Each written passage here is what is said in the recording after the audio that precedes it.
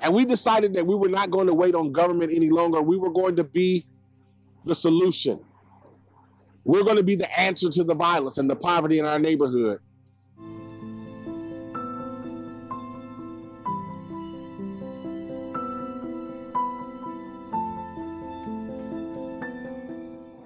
Can you believe it? That's right, I'm still here living inside this tent for 100 days, from November the 20th to February 28th, bringing to you the issues and awareness that you need to know about the violence on the south side of Chicago, but also to raise as much money as we possibly can to build a center here on this block that is much needed, called O Block.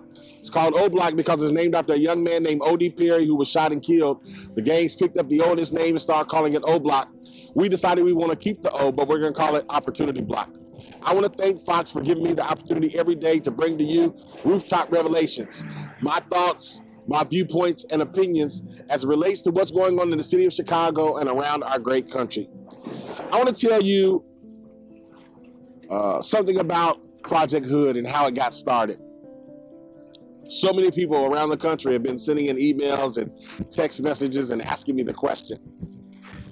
So I want to take you back to 2011. In the month of November, there was a young man named Carlton Archer, 16 years old, who was shot and killed. When he was shot and killed, his parents did not want to have the funeral at our church because they were afraid of the violence that may occur. And I assured them that nothing would happen, but sadly to say, something did happen. On that day, when the children from 3 blocks away were walking into the neighborhood, the kids in this neighborhood started shooting at them because they were opposition at one another.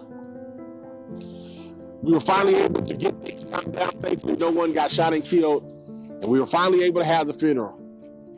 Cops were everywhere. Young people were everywhere. And at the end of that funeral, I never will forget, I stood up and I made an announcement, something that I had never felt before. I felt a nudge of God saying to me that young men had brought guns to our church illegally, and I needed to get those guns. And I stood up and I made an announcement that, listen, I want you to turn your guns in. We're going to do a gun turn-in today. And I said a prayer, and I appealed for those illegal guns to be turned in. Do you not know that on that day, 4 guns were turned in? As I walked out the door, I never will forget, I told the Lord, whatever you want me to do, from this point on, I'm going to do it. And as I looked across the street from our church, walking out of the funeral, I saw this motel. This was 10 years ago.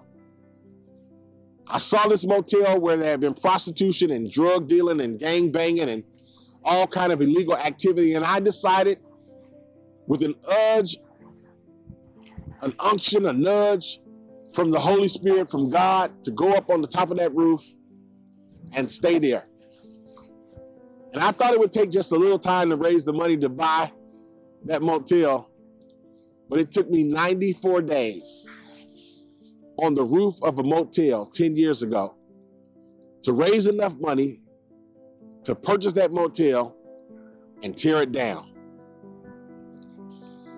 I was there through all the holidays, November the 20th to February 24th. I stayed right there, fully committed. But while I was there, I started studying and trying to figure out, why did we have all of these issues in our community? Why is our community labeled the most dangerous block in all of Chicago? And we decided to start a non-for-profit called Project H.O.O.D.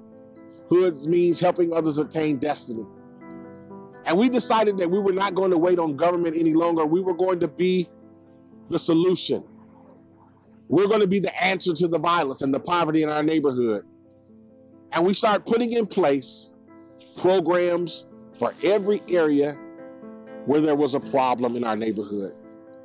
Our church decided that this is going to be our mission. Project H.O.O.D, helping others obtain destiny.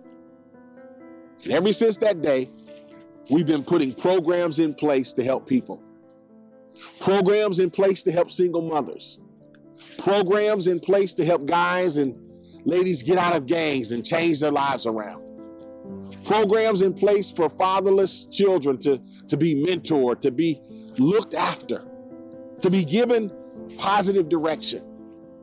We've been putting everything we can in place to make sure that we have a better community. That's the reason why I'm on the roof now. Again, 10 years later, it's the 10-year anniversary.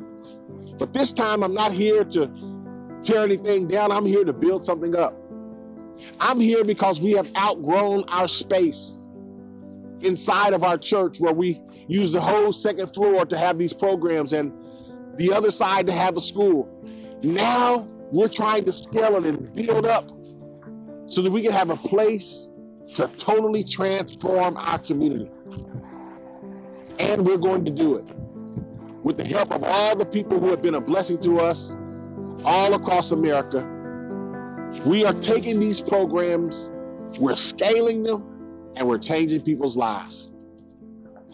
That's what Project H.O.O.D is all about. And that's why I'm on this roof, giving you Rooftop Revelations every single day, from November the 20th to February 28th. And as I always say, God bless you, God bless America, and until tomorrow, peace.